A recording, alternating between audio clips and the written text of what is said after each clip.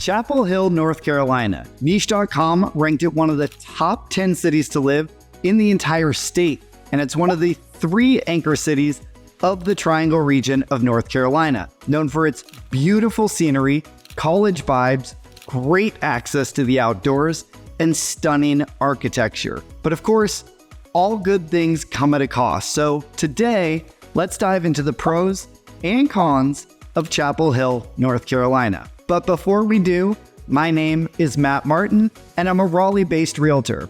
I've helped tons of clients, just like you, relocate to the Triangle region of North Carolina, and if you're looking to do the same, I'd love to help you too. So let's start off with some basic geography.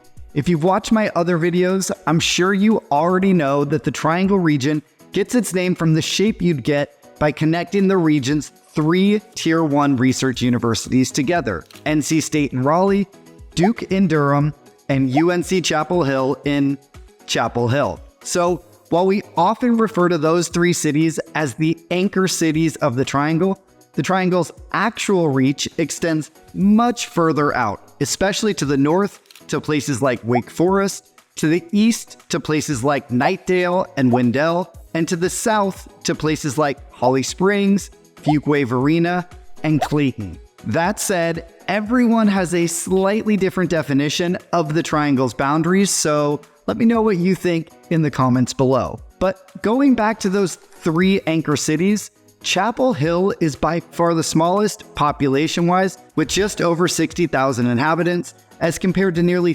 300,000 in Durham and almost 500,000 in Raleigh. It's also the westernmost of the 3 and bordered by I-40 to the north. Its southern boundaries extend just a little beyond Highway 54, and Highways 86 and 15501 are your main north and south routes through the middle. You're located about 11 miles from downtown Durham and 30 miles to downtown Raleigh, but that usually translates to about a 25-minute drive and 45-minute drive respectively. We'll talk about why that is in the cons section a little bit later on. One unique thing about Chapel Hill is that it actually spans multiple counties, but exactly how many depends on how you define the city. Technically, the Chapel Hill city limits fall into just 2 counties, Orange County, and then just a tiny sliver along the eastern edge in Durham County. But then there's a huge swath of land in Chatham County where you'll still write Chapel Hill as part of your address, but you're technically outside its city limits. I could nerd out as to why, but this video is going to be long enough as is, so just shoot me a message if you're interested. I'll explain why this is all important when we get to the housing and taxes section in just a bit. Chapel Hill's downtown is anchored by historic Franklin Street, which is one of my favorite downtowns in the area. This main drag features restaurants, coffee shops, bars, stores, and more, and it's always full of energy. That hustle and bustle stems from the campus of UNC Chapel Hill that abuts it, which is a perfect segue into talking about Chapel Hill's amazing education system. As I mentioned at the top of this video, UNC Chapel Hill is one of the 3 Tier 1 research universities that make up the Triangle, and it's also one of the oldest public universities in the country, founded in 1789.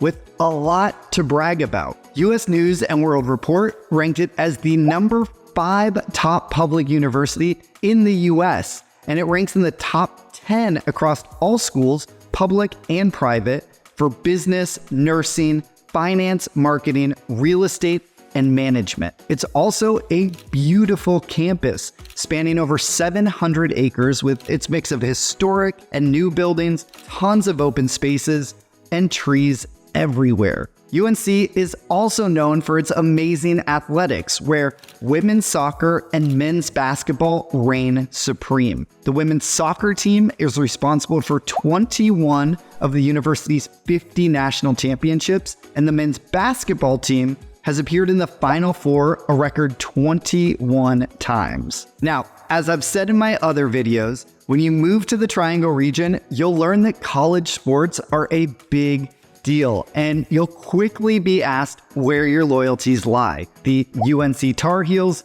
Duke Blue Devils, or the NC State Wolfpack.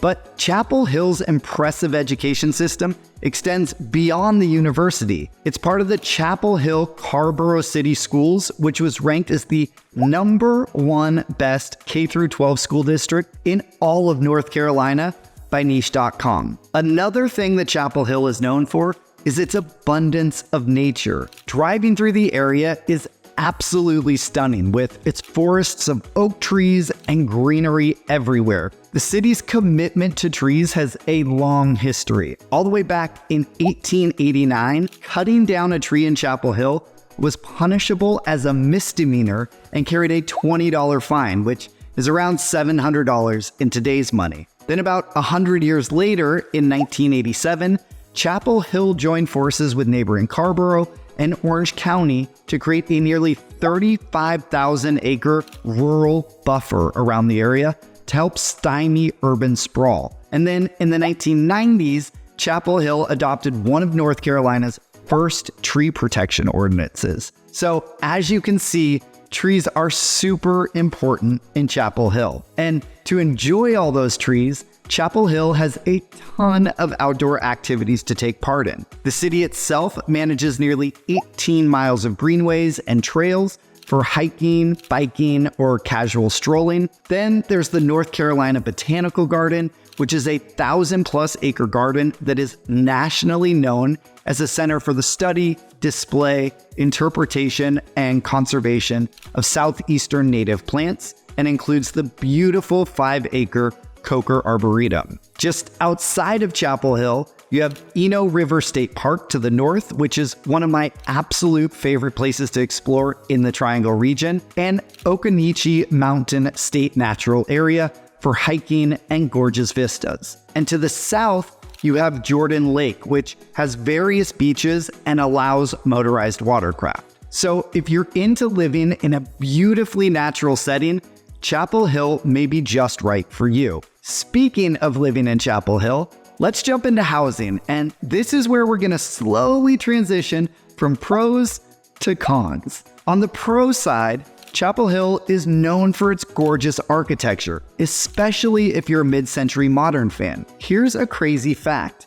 North Carolina is actually home to the 3rd largest concentration of mid-century modern homes in the entire country. And you'll find a lot of those across the Triangle. And because of all those trees I talked about, many of these homes will be nestled in a forest-like setting, surrounded by nature and stunning views from all those picture windows that mid-century homes are known for. But of course, you have a whole range of housing options, from townhomes to single-family homes to large estates. And inventory will vary greatly depending on which part of town you're in. Down south, outside the city limits, you have Briar Chapel, which is a master plan community that you can find more information about in my video here. And you have Governor's Club, which is an exclusive golf course community that has some of the most gorgeous views and mountainous topography I've seen anywhere in the Triangle. And then all around Chapel Hill, as you start to move away from the city center, you'll get a bit more of a cabin in the woods feel. So that all sounds great, right? Where's the con? I think you can probably guess where I'm going here, especially if you've watched my other videos. But one of the biggest cons about Chapel Hill is price. With a median single-family home price that hovers around $750,000 as of November 2024, Chapel Hill consistently ranks as the most expensive city in the Triangle, though Cary is catching up at around $740,000. That's compared to Raleigh at $525,000 and Durham at $450,000. But on the slightly good news side, homes in Chapel Hill sit for an average of 37 days, whereas most other parts of the Triangle trade in under a month. So while it's more expensive, you do usually have a bit more time to make a decision in Chapel Hill. In terms of taxes, this is where all that hubbub I made earlier about counties comes into play, since property taxes are made up of a city tax and a county tax. So if you live within the Chapel Hill city limits, the current city property tax rate is 0.572%. Then to that, you'd either add Durham's county rate of 0.7522% for a total tax rate of 1.32%, or Orange County's rate of 0.8353% for a total tax rate of nearly 1.41%. Those are some of the highest property tax rates in the Triangle. If you live outside the city limits, though, you'd only pay the county taxes I just mentioned, and that's where that third county, Chatham, may become relevant with a county property tax rate of 0.685%. I made a whole video about property taxes in North Carolina, so you can check that out here or reach out if you have any questions. Another con of Chapel Hill is that it can feel a bit removed. While the northernmost parts of the city are right along I-40, the downtown and southern communities are more reliant on local highways and streets. This goes back to what I was saying earlier about downtown Durham being only 11 miles away, but taking about 25 minutes to drive to. And since Chapel Hill is one of the westernmost parts of the Triangle, it's also going to take you longer to get to some of the hot spots. If you want to see a game or concert at Lenovo Arena, which is formerly known as PNC Arena, you're a little over 30 minutes away, and you can tack on about 30 minutes drive time to any of the local beaches, with Wrightsville coming in at around a 2.5 hour drive. But if you're more of a mountains person, you're about 30 minutes closer to the western mountains of North Carolina, with one of my favorite towns, Boone, clocking in at under 2 hours 45 minutes. Another thing you'll notice when you drive through Chapel Hill city limits is the lack of big box stores. Part of this is due to the city's history of pushing back on big retail development, and some of it is due to that rural buffer I spoke about earlier that won't allow for more development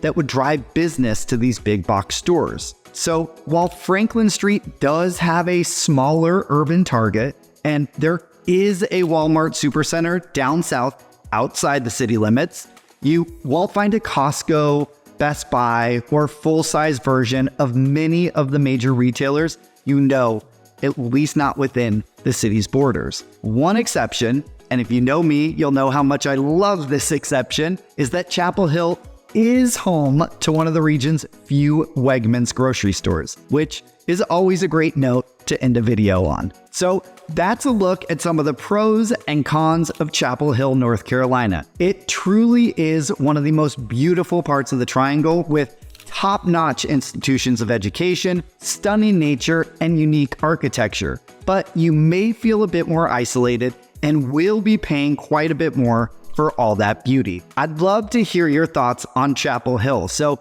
drop me a note in the comments below. And if you're ready to kick off your Triangle home hunt, be it in Chapel Hill or elsewhere, I'd love to be your guide. You can reach me by phone, email, or text, and you can find all my contact information in the link below, or by scanning this QR code right here with your phone. And if you like this video, I have a whole catalog of others all about moving to, living in, and buying real estate in and around Raleigh, North Carolina. Here's another one here that you may like, so give it a click to keep on watching.